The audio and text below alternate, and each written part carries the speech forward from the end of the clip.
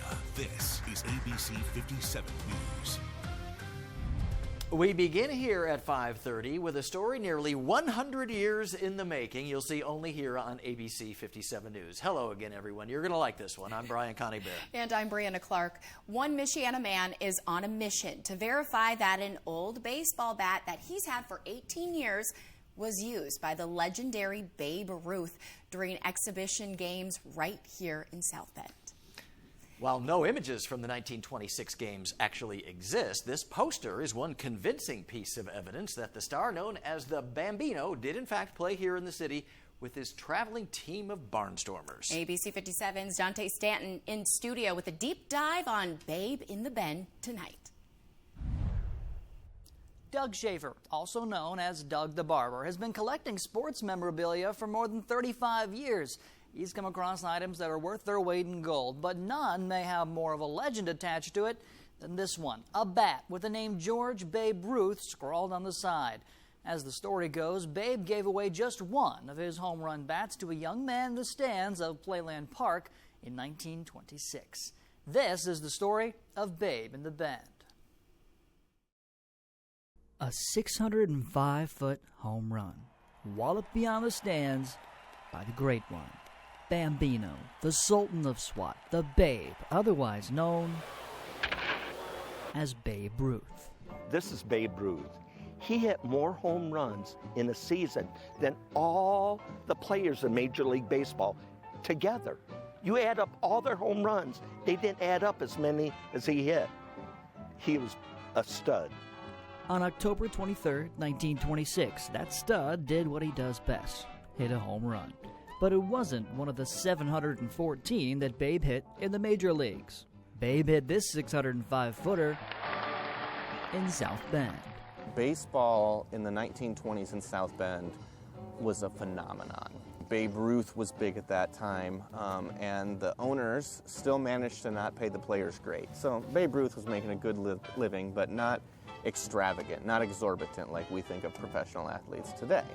And so he would do these barnstorming tours to make some extra bucks. His time in South Bend came less than 2 weeks after Babe and the Yankees lost to the St. Louis Cardinals in the 1926 World Series, and just months before the legendary Murderers Row took over the league.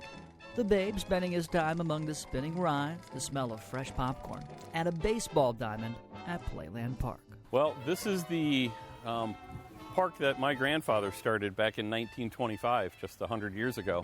This is Pete Redden, whose grandfather, affectionately nicknamed Peanut for his small size, grew Playland from the ground up with a racetrack, rides, and a dance hall.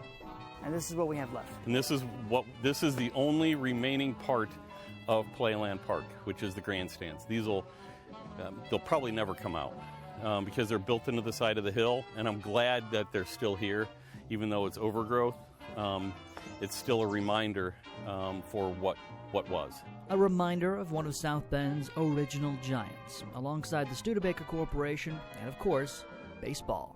On the infield, South Bend Blue Sox played, and then my grandfather was a huge promoter and had all kinds of events. Other than racing on the track, on the infield with the South Bend Blue Sox, he brought in Babe Ruth for a couple exhibition games. So he was always looking for ways to bring people into the park. It's those exhibition games that helped the legend of Playland grow. As the story goes, Babe made 2 appearances at Playland during his stop in the Bend. South Bend was about the biggest, most exciting town that didn't have a big league club, and that's where Babe Ruth knew he had to go. The idea that he was ever even in South Bend kind of blew my mind, and that he hit a home run here was pretty cool. Aaron Hellman, a local historian, has been tracing the history of those 2 games and the story behind that home run for years now. After he hit the home run, according to the South Bend Tribune, he gave his bat to a kid in the stands.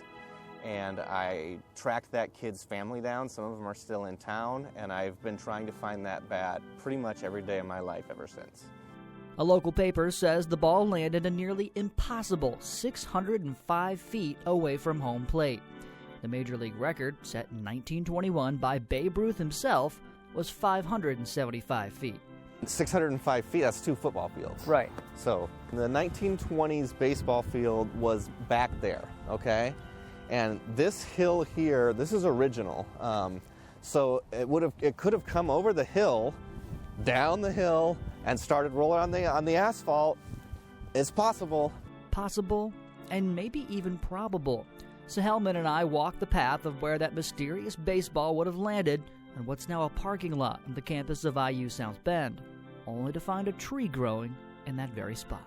The fact that no one reported on who took the ball home breaks my heart just a little bit, but it's out there somewhere. We may never know who has it. The ball is a mystery, but we think we know what happened to the bat after Babe gave it to 6-year-old Tommy Hoban. 81 years later, it ended up in the hands of a barber from Goshen. I had a barbershop baseball card store that I sold sports memorabilia, baseball cards, just anything to do with sports, and it was a heck of a run. For 35 years, Doug Schaefer cut hair at home plate, literally, at Doug's Sports Cuts in Goshen. As we were sitting down with Doug, he came to a realization. This is crazy. I opened October 23rd, 1989. Babe Ruth hit that home run October 23rd, 1926. Did you just realize that? Yeah. It just, when you asked me the date, I had to come up with the date of when I started Doug's Sports Cut. Just another piece of the Babe Ruth puzzle. What's been difficult to narrow down, however, The next part is more difficult, which is proving an unbroken chain of custody from Babe Ruth to where it is right now on a table in front of us. That's what Schaefer and Hellman have been working to secure ever since he came across that bat in 2007. So let's go over kind of the timeline of events here. How did you end up with the bat you've got on your shoulder right now? I was kind of well known for having sports stuff. And I get a call one afternoon, and it's Rebecca Johnson. She says, I understand you buy memorabilia and sports stuff. I said, yes, I do. What do you have? She says, I have 6 bats, and one of them's Babe Ruth. Schaefer's theory is that it could have been in Rebecca Johnson's attic on Huey Street for a very long time. Rebecca's daughter bought the house from the family of a man named Fay Scotty Campbell in the mid-'80s. Campbell, an avid baseball fan, would have been 26 when the game at Playland happened. I believe Fay Scotty Campbell went up to little Tommy Hoban and said, here, I'll give you $10 for that bat. That fits right in with Aaron's story that they don't know what happened to the bat. Tommy Hoban got the bat that night, and then after that, nobody knows where the bat went. So far, you've heard words like legend and phrases like fantastic tale. Those are fine words when telling a story. But without a confirmed chain of custody, how do we know that this bat is legit? Well, comparing the bat to what it could be starts with size. Ruth used a massive bat, the style of which no major leaguers come close to using today. This bat fits that range, but has more than just size. One of the things that's really important is the trademark here. So the bottom part of the trademark, actually under the circle down here, they changed that. They shortened it in the year 1930.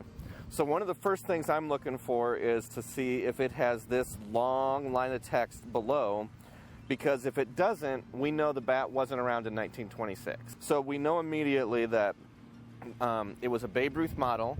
Given the size, the length, and the weight, it is the kind Babe Ruth would have used. And given this bit down here, it is of the time that we're looking for. Which means Schaefer has as close as you can get to fact, without a paper trail. But what he has on his side is anything to disprove that this was not Babe Ruth's bat. This is exactly the size, style, type, age of bat that we are expecting to find. We found it in South Bend.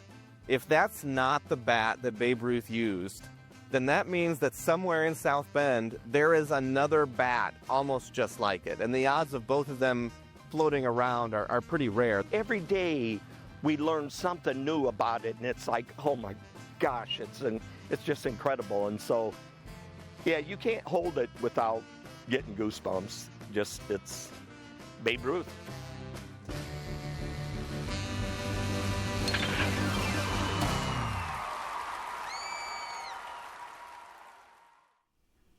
Again, the path to clarifying with absolute certainty that this is actually the bat is shrouded in mystery. There's the difficult task of finding a paper trail that may not exist, but it's important to note how unlikely it is for another bat that meets every single specification of a Babe Ruth original to exist in South Bend. Now, if you have any photographic evidence of Babe Ruth using the bat or of his presence here in South Bend, you can check out the email and hotline on your screen right now to send in tips. Doug the Barber's goal is to auction off the bat. His hope is that it goes to someone who will appreciate its legend and let it be shown to the public for all to see. In studio, Dante Stanton, ABC 57 News.